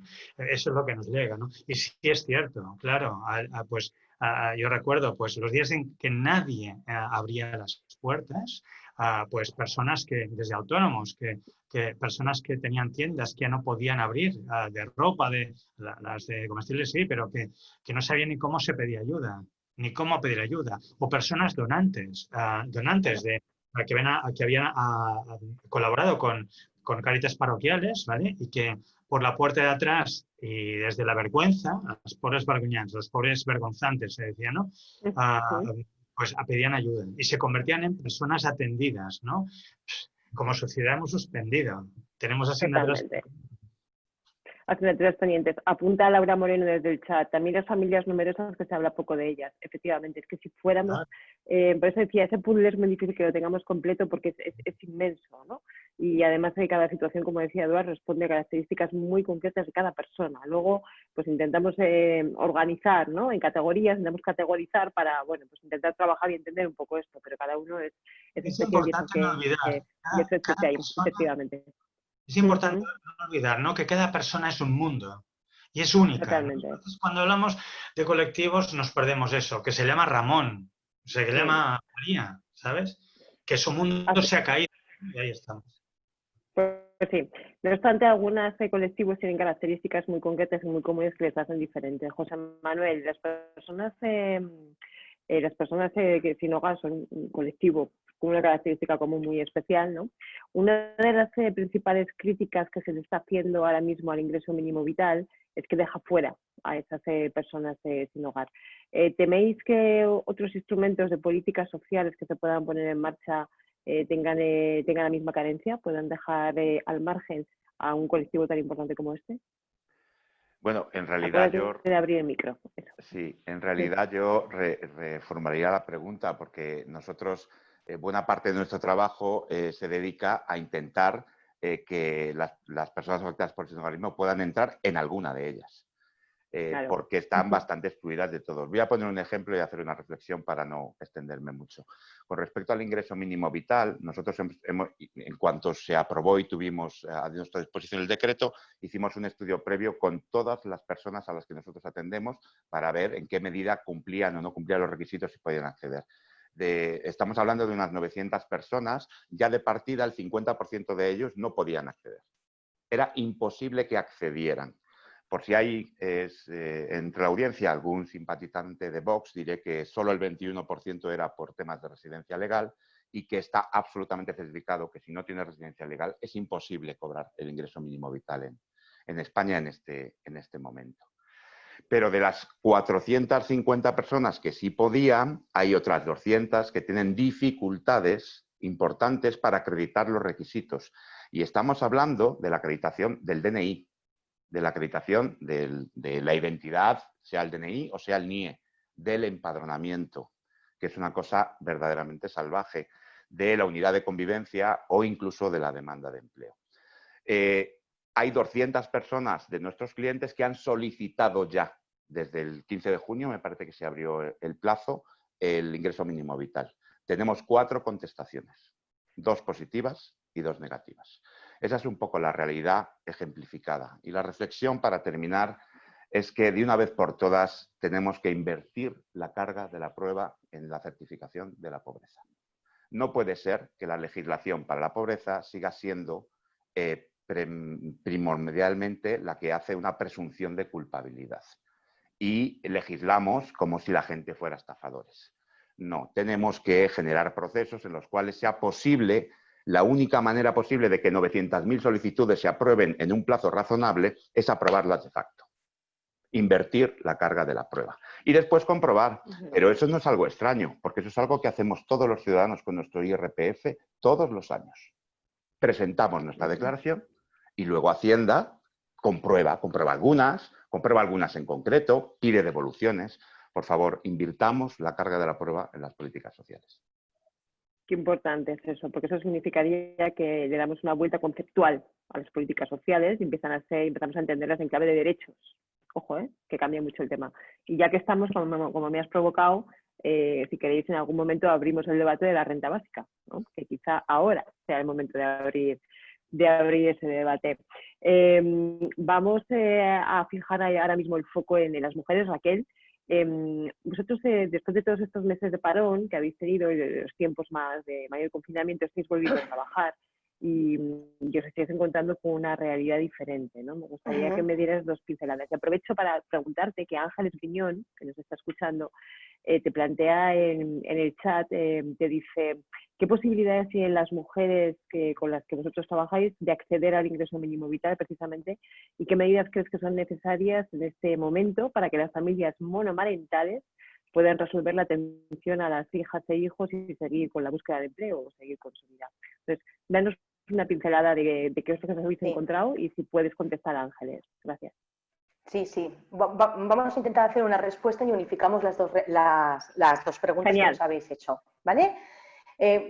Sobre todo, nosotros ahora mismo, ¿qué nos encontramos? En un corto o medio plazo, generar líneas de actuación en las que podamos intentar solventar la continuidad de las más de 1000 alumnas y mujeres que vienen a nuestros circuitos para buscar empleo y para formarse. Eso es esencial. Y lo que nos toca es reinventarnos, no sostenernos tanto desde la administración pública porque el panorama que tenemos ahora mismo es muy incierto y un poco desalentador. Generar redes de ayuda entre las entidades sociales, que es lo que estamos haciendo, que ahora os explicaré en 2 líneas cómo lo estamos haciendo, y garantizar y batallar para que las personas y las mujeres que están en una situación de vulnerabilidad no caigan en un escalón aún más bajo, ¿vale? Entonces, 4 líneas que nos hemos propuesto desde Fundación ARED es, por un lado, seguir apostando por toda la rama sociosanitaria, que es ahora mismo, por desgracia, una vía que nos está dando muchísimas posibilidades de recuperar a las mujeres que tenemos para la búsqueda de empleo. Nosotros nos planteamos ser una escuela de cuidadores de referencia el día de mañana y poder seguir dando formación complementaria, formación que estamos dando desde ahora con temas de COVID, cómo ponerte un EPI, cómo actuar ante casos positivos. Luego, reinventarnos a través de la empresa de inserción, porque es la que está generando el 75% de empleos en ARED. Ya hemos empezado desde hacer la confección de batas y mascarillas quirúrgicas, en crear alianzas para poder sostener toda la producción de textil que estamos teniendo, por ejemplo, con la cooperativa de Top Manta de Barcelona.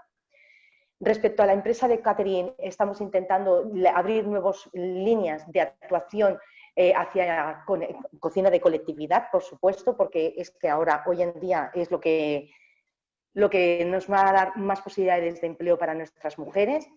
Luego también queremos experimentar de cara a octubre un nuevo proyecto que tenemos en colaboración con el Ayuntamiento de Barcelona y la Obra Social de Sant Joan de Déu, para poder dar cabida a más de 40 mujeres en situación de vulnerabilidad para poderles dar vivienda, una vivienda digna. Y por último, todo lo que es, hemos lanzado una nueva línea de proyecto que es la captación de fondos para mejorar la digitalización de todas las mujeres que estamos atendiendo, así como dotarlas de herramientas que sostengan, si viene otra vez otra cola más de COVID, poder mantener todos sus itinerarios de inserción con nosotros desde el confinamiento, porque esto es lo que a nosotros nos ha tocado de lleno. Entonces, un poco estas son las líneas que nosotros tenemos para sostener todo lo que queremos ahora mismo reinventar. Muy bien. Ingreso mínimo vital, te preguntaba Ángeles. ¿Qué dificultades ha habido? Bueno, ahora mismo es lo que comentaban mis compañeros. Está completamente saturado, a pesar de todos los esfuerzos que se están haciendo desde entidades del tercer sector para poder ayudar a la tramitación del ingreso. La situación es que, burocráticamente hablando, está saturado y no se está dando la respuesta que se necesitaría ahora mismo. Y más en una situación en la que ya llevamos arrastrando desde hace 6 meses un paro completamente estructurado y situaciones completamente frágiles en las viviendas. Clarísimo, muchísimas gracias Raquel por la explicación. Creo que has dado un enfoque muy concreto.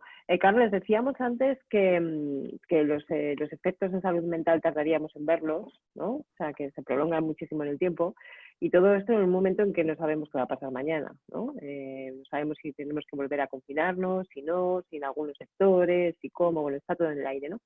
Si hubiera que acudir a medidas contundentes nuevamente, tanto si son de carácter sectorial, de carácter territorial o general, ¿qué recomendaríais de cara a las personas con algún tipo de problema de salud mental?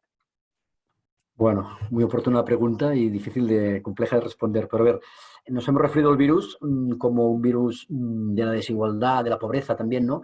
Pero yo creo que un componente relacionándolo con los aspectos de salud mental es que es un virus tremendamente antisocial. Es decir, lo vemos, lo vivimos, lo padecemos cada día, ¿no? Pues sin posibilidad de contacto físico, distanciamiento social, no abrazos, no besos, no eventos sociales, mínima vida social y asociativa, ¿no? Esto, a la vez, es la calidad de vida. Para nuestra calidad de vida, todos necesitamos relaciones sociales que nos sostengan y nos den sentido y calidez a nuestras vidas, ¿no? Bien sea en el ámbito laboral, familiar, sentimental, ¿no? De hecho, la misma OMS define la salud como un estado que va mucho más allá de la ausencia de enfermedad, ¿no? Y el trastorno mental o la salud mental, un estado que va y que supera la ausencia de trastorno mental. Se habla más del bienestar emocional y el estado, ¿no? Y para ello es indudable que necesitamos de dichas relaciones sociales como elementos claves determinantes de salud en positivo, activos de salud, ¿no? Y ahí es donde Eduard se refiere un poco, pensamos que lo que hay que reivindicar, de hecho a nivel, en otros ámbitos como el consumo, el turismo, se ha visto, es una oportunidad para reivindicar y poner en valor estas redes sociales, los vínculos más cercanos, ¿no? Desde la comunidad, el vecindario, que hacen que generemos unos vínculos que sean verdaderas redes sociales que nos sostengan, ¿no? Como la red que sostiene el trapecista cuando cae, para podernos sostener, ¿no? Con lo cual, yo pienso, y esto lo vivimos todos seguramente durante el confinamiento. Yo me acuerdo que el minuto de silencio que se hacía cada día, ¿no? Cuando se salía, pues, claro, me permitió conocer vecinos y vecinas que no nos conocíamos, ¿no? Con lo cual, seguramente de esta etapa hay que hacer un aprendizaje para poder reforzar estos vínculos, para que podamos entre nosotros delegar en los profesionales de salud, seguramente en el sector sanitario, la cura, pero en todos nosotros el tenernos cuidado, ¿no? Y mantenernos, ¿no? El tener curar, pero también cuidarnos entre nosotros, ¿no? Y ahí pienso que un activo de salud muy importante y para nuestra salud mental son estas redes sociales de proximidad. Redes sociales, cuidarnos, ¿no? Casi nada, porque probablemente muchos de los problemas después de exclusión vienen por la carencia de redes sociales, ¿no? Lo importante que son redes sociales de las de verdad, no de las virtuales. Andrés, yo quería que me contaras, tú como experto en políticas de infancia, cuáles son las prioridades que marcarías para el inicio del curso escolar, ¿no? Un debate que ahora mismo tenemos en las casas, en los telediarios, en todos los sitios. Y por otro lado, Ignacio Baratec te pregunta en el chat cómo está afectando todo esto al colectivo de los MENAs, ¿no? Especialmente vulnerable donde los haya. Si puedes hacer referencia a las dos cuestiones. Lo intento rápidamente. Venga. Bueno, efectivamente estamos en la efervescencia del debate educativo, pero muy orientado a un retorno seguro a la escuela desde un punto de vista sanitario, y eso es normal, porque hay muchísima incertidumbre relacionada con la epidemia y porque yo creo que las administraciones no han gestionado el retorno a la escuela en términos que generen confianza, sinceramente, ¿no? Nosotros pensamos que además de la perspectiva de seguridad sanitaria hay que poner la perspectiva de equidad en el retorno a la escuela, porque hemos abierto con el confinamiento una brecha de desigualdad educativa que ya existía, hemos profundizado fuertemente y profundamente en esa brecha y tenemos que hacer algo rápidamente para intentar cerrarla, ¿no? Entonces nosotros creemos que hay medidas coyunturales para hacerlo y otras que son estructurales, ¿no? Entonces las coyunturales para nosotros es importante hacer un trabajo proactivo de recuperación emocional tras el confinamiento, porque estos confinamientos han sido muy diversos, y hay niños que han pasado por experiencias que es importante que la escuela recoja y trabaje. Lo segundo, es esencial identificar rápidamente el alumnado en mayor riesgo de fracaso y abandono escolar, y para eso hay que hacer una evaluación temprana de la situación de sus aprendizajes. Es esencial modificar el currículo escolar, no podemos estudiar lo mismo que el año pasado, y menos los perfiles más vulnerables, ¿no? Y ese trabajo de adaptación hay que hacerlo sin ninguna duda. Tenemos que poner en marcha programas de refuerzo educativo para este alumnado más vulnerable, los que están en riesgo de fracaso y de desvinculación escolar, que han probado su éxito en nuestro país y en otros países en otros momentos históricos, ¿no? Y luego, si miramos ya medidas más estructurales, porque la educación lo que tiene sobre la mesa es una oportunidad de transformación realmente, ¿no? Y es importante que la leamos todos de esa manera.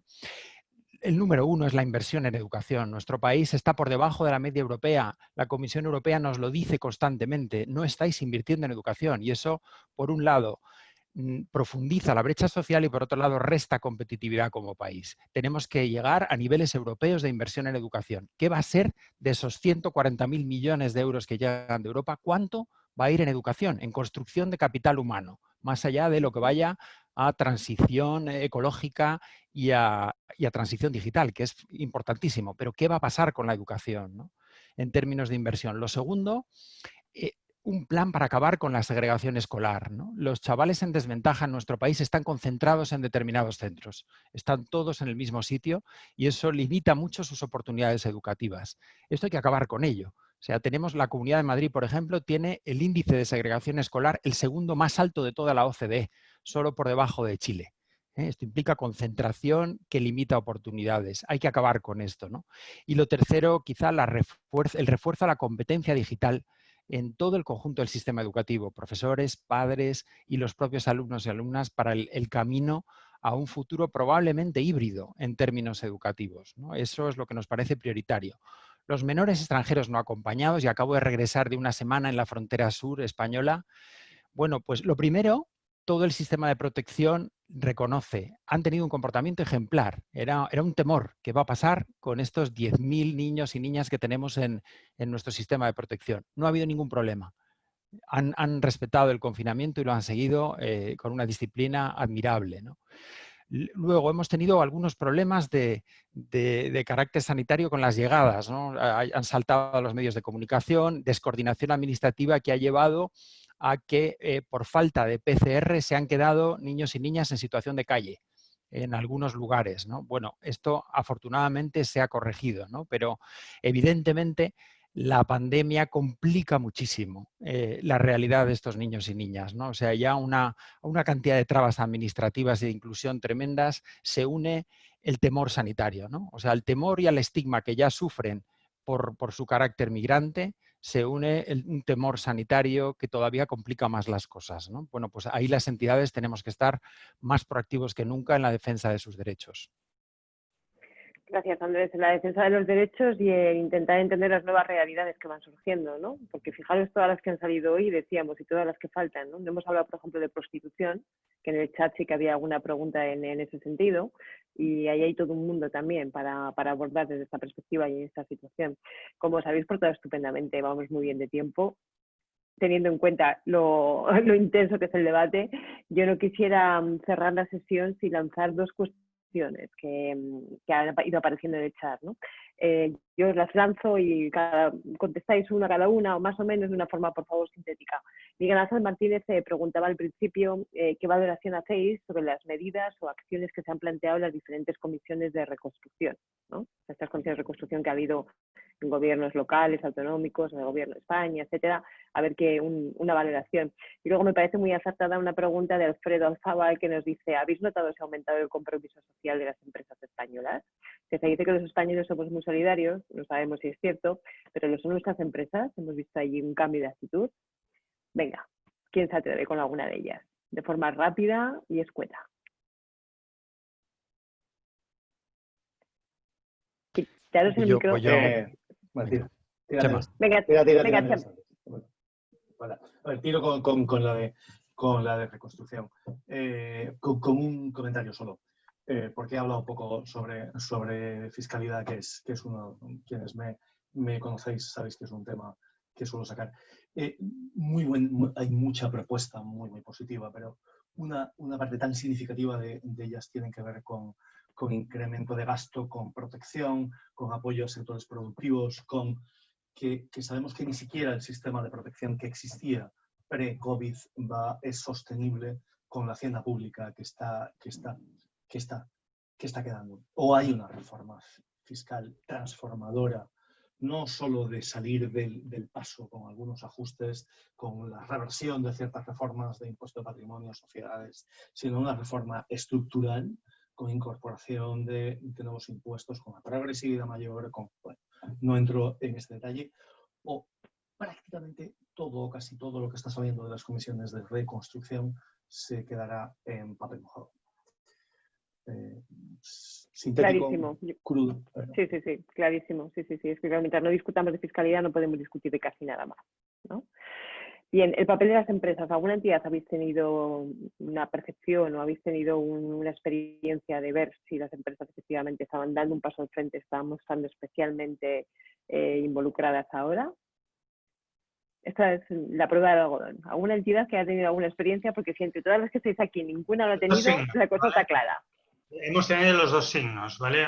Tenemos que pensar que muchos de los sectores productivos y las empresas y fundaciones relacionadas con empresas en un momento tan complicado, ¿vale? Pues no han podido continuar ayudando ¿vale? Ha habido una parte de incluso autónomos, pequeños empresarios, pero también empresas importantes que han visto su sector productivo afectado y que nos han dicho, mira, nos podemos ayudar, ¿vale? Que tenían dificultades para poder atender a sus propios trabajadores. Eso por un lado, ¿vale? Y por otro lado ha habido también, pues, empresas y fundaciones vinculadas a empresas que han hecho ese paso adelante. En algunos casos han adelantado colaboraciones que también, bueno, hubieran hecho más adelante, o algunos lo han podido incrementar.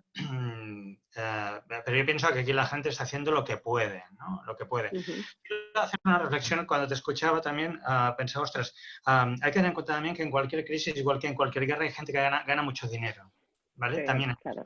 hay gente que lo pierde y gente que gana mucho dinero, ¿no? Me gustaría ver cuál es la RSC, ¿no? De esos sectores que en un momento tan complicado como este, ¿vale? Bueno, pues sí que tienen sus cuentas de resultados como... bueno, sería como interesante verlo, ¿no? Porque hay muchísima gente, empresarios y empresarias y pequeños comerciantes que están ayudando en todo lo que pueden. Bueno, y sería interesante ver también el comportamiento de los que sí que ganan de crisis como estas, ¿no? Clarísimo, efectivamente. Yo creo que en el mundo de la RSC además hay un antes y un después de esta pandemia, pero eso ya nos llevaría a otro webinar. José Manuel, no sé si querías comentar algo. Bueno, agregar que nosotros sí hemos notado que más empresas se han acercado a nosotros y han sido más receptivas cuando les hemos pedido cosas, tanto dinero como temas en especie, pues, por ejemplo, teléfonos móviles, etcétera. Ha sido un elemento muy útil y hemos tenido facilidad para acceder a empresas y que nos satisfacieran las peticiones. Pero sí es cierto que a mí me parece que ha habido una voluntad de las empresas, pero yo en esto y en el ámbito de la RSC vuelvo a reclamar liderazgo y coordinación. No, porque también hemos tenido que rechazar propuestas de empresas porque ya teníamos suficientes mascarillas, ya teníamos suficiente gel hidroalcohólico, con lo cual, con toda seguridad, es necesario en el ámbito de la RSC y también en el ámbito de la colaboración de las empresas un liderazgo y una coordinación mayor para que sea lo más efectiva posible, porque los españoles nos movilizamos mucho en las emergencias, las empresas también se movilizan mucho en las emergencias, pero después de la emergencia hay una cola muy larga que hay que seguir apoyando y a veces un poquito menos de emergencia y un poquito más de proceso. Ahí abundando Sí, en lo que comentaba José Manuel, en el caso de Save the Children hay 35 empresas que han empezado a colaborar con Save the Children en esta emergencia. Entonces sí podemos decir que ha sido una respuesta muy superior a en otras ocasiones, ¿no? Nuestra duda es la misma de José Manuel, la sostenibilidad de ese compromiso más allá del momento puntual de respuesta, ¿no? Porque es verdad que el esfuerzo de reconstrucción social que requiere este país necesita de las empresas, necesita de un compromiso sostenido. No pueden ser solo entidades sociales y administraciones públicas. No, aparte la noción de valor de las empresas empieza a ponerse encima de la mesa. No se trata de hacer filantropía, se trata de aportar valor a la sociedad, ¿no? Carlas, muy rápido. Sí, no, yo también me gustaría añadir un poco, hablando de liderazgo, no tanto del sector privado, sino de las administraciones públicas, de los gobiernos y de la gestión pública, ¿no? Yo creo también que esta crisis nos pone de manifiesto que hay muchas cosas que hay que transformar y que hay que una reforma grande, intensa y a fondo de la administración y de la colaboración de la gestión pública, colaboración público-privada, porque hay muchos evidentes, hemos hablado de ERTES que no se acaban cobrando, que muchos retrasos, la renta mínima vital, también el ingreso mínimo. O sea, hay muchas planificaciones, muchas decisiones que después la efectividad de las mismas pues no llegan, ¿no? Con lo cual una reforma a fondo de la administración, porque como más gaste el Estado, pienso que más necesario es modernizar la gestión pública también. Sí, no solamente es el papel de la RSC y de las empresas lo que aquí se va a poner de manifiesto y se va a tener que replantear, es que también en algún momento habrá que hablar de la administración pública, de las administraciones públicas, muy plurales y muy diferentes. Raquel, no sé si quieres aportar alguna cosa breve y rapidísimamente. Nada, Un minuto, yo solamente quería explicar la experiencia que nosotros tenemos. Es que nosotros, muchas de las empresas colaboradoras de la Fundación ALEP han entrado en ERTES y son sobre todo empresas dedicadas a temas de hostelería, de servicios. La colaboración ha sido lo que han podido, sinceramente, pero sí han nacido nuevas sinergias de colaboraciones con empresas que han tenido y están teniendo una solidaridad tremenda. Entonces, sí, efectivamente, el tercer sector tiene que ir de la mano del mundo empresarial, porque desde la administración pública no se va a sostener. Perdona, Cristina, solo para reforzar lo que estaban diciendo los compañeros de Raquel también, creo que tenemos que agradecer muchísimo en cuanto a la colaboración empresarial a los corredores de maratón, ¿no? Esas empresas que, a pesar de todo, continúan esforzándose, colaborando en todo lo que pueden, tanto en los periodos de emergencia como en esos momentos sostenidos de carrera profunda, ¿no? Y ahondando también en lo que comentaba Andrés, recordemos tasa Tobin, tasa Amazon, ¿no? El tema de la fiscalidad también, una fiscalidad justa también, donde, ostras, gracias a los corredores de maratón y tasa Tobin, tasa Amazon y sistemas de redistribución que sean justos también, es importante, ¿no? Porque gracias a los corredores de maratón, pero necesitamos políticas fiscales justas. Claro, pero es que lo que hablábamos, yo creo que a lo largo de toda la tarde, ¿no? Que esto nos sirva para aprender, para sacar conclusiones y que sean mantenidas, sostenidas y sostenibles, que son conceptos diferentes, ¿no? Porque tienen que ser así. Le hemos pedido, muchísimas gracias a todos, le hemos pedido a Emma Ruiz, socia de la LEF, que nos acompañe toda la sesión y que nos ayude a sacar una serie de conclusiones o mensajes claves que te has obtenido, Emma, de esta sesión, que supongo que te hemos dado muchísimo trabajo, porque anda que no ha habido contenido. Cuéntanos. Pues sí, gracias, Cristina. La verdad es que creo que es casi una temeridad tratar de sintetizar estos 90 minutos de mirada, digamos, amplia, poliédrica. Creo que ha habido amplitud, pero también profundidad. Y tratar de sacar una síntesis de 5 minutos casi sería, pues eso, una temeridad. Lo que he hecho es un poco anotar, pues voy a apuntar un poco pues 5 retos que me parece que conectan con varias de las aportaciones que hemos escuchado, y estoy segura que me voy a dejar muchísimos, así que, bueno, pues como ese webinar seguramente podría dar pues para muchísimos y muchísimos más, ¿no? Para poder tener todos los rostros de la pobreza bien delimitados.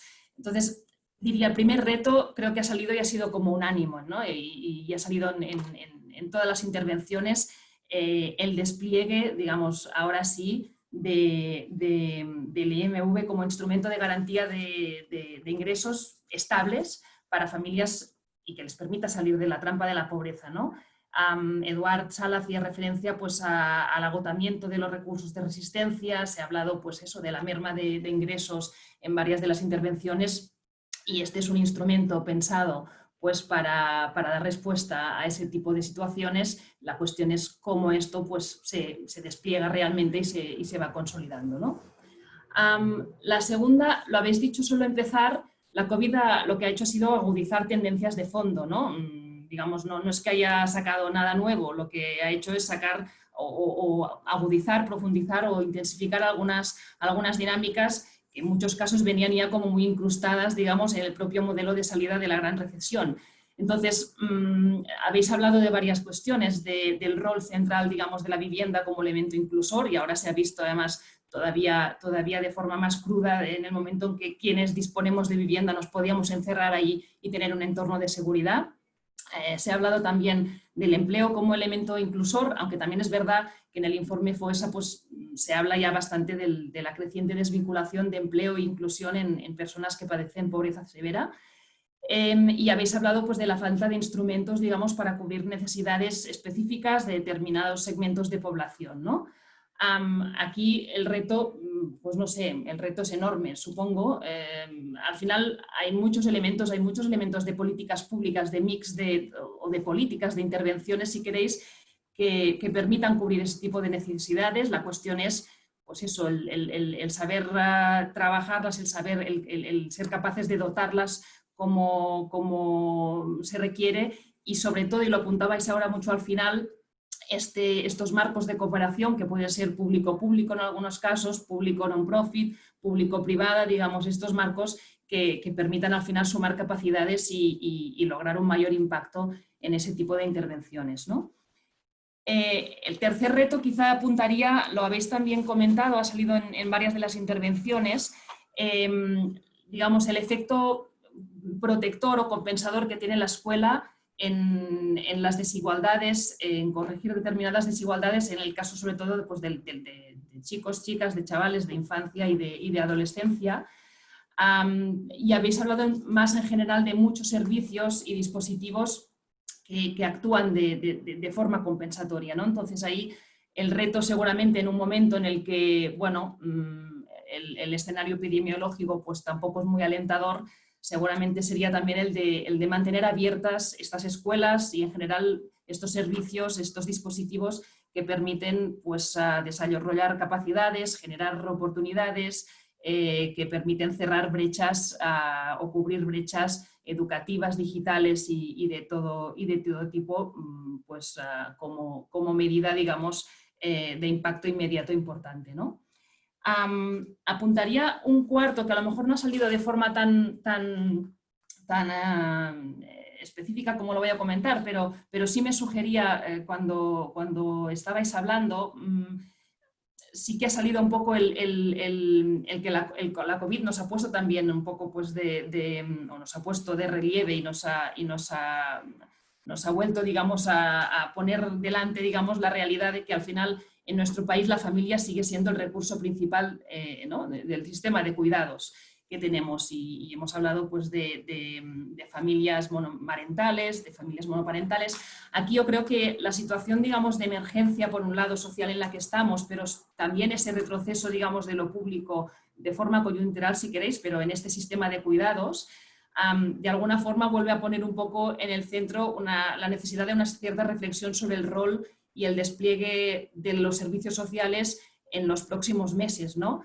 En un punto en el que los propios servicios sociales ya estaban en un cierto discurso, digamos, de refocalizar su propósito e intentar salir, digamos, de este escoramiento hacia el asistencialismo, pues bueno, el volver a repensar qué necesidades va a haber que cubrir, qué recursos serán necesarios, cómo van a tener que organizarse, qué procesos de trabajo y con qué alianzas. Y aquí me parece que hay un abanico amplio, digamos, de entidades con mucha experiencia y saber hacer que vale la pena, digamos, pues, ¿no? que hay que poner en valor, ¿no? Y un último elemento que casi conecta un poco este webinar con el último, con el anterior que tuvimos, el de ingreso mínimo vital.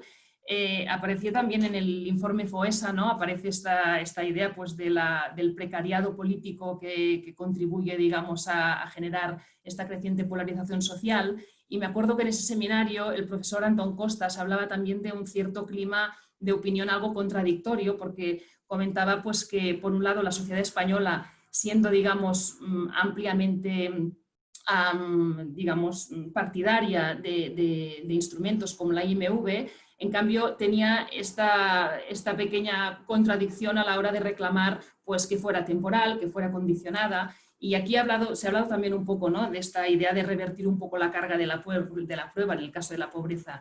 Yo creo que un reto importante, digamos, más allá de que la arquitectura institucional, las instituciones, las políticas y demás es claramente muy importante, pero todo lo que tiene que ver un poco pues, con romper estos estereotipos, el entender que la desigualdad y la pobreza no es resultado de la indolencia de unos, ¿no? Me parece que todo lo que se pueda hacer en ese sentido es importante porque será seguramente una de las formas de lograr pues, un apoyo suficiente, digamos, suficientemente amplio a nivel social pues, para seguir financiando y impulsando ese tipo de políticas generadoras de inclusión, ¿no? Y me quedo un poco con al final, digamos, con esta doble cara de la moneda que apuntaba al inicio, creo que era José Manuel, cuando hablaba de los sin hogar y hablaba, por un lado, de la oportunidad perdida que ha sido el abrir centros para luego cerrarlos, pero por otro lado, ¿no? a la vez, y más en positivo, el constatar que ha sido posible, que algo que muchas veces se decía que igual no era posible, pues esta vez lo ha sido, lo hemos hecho.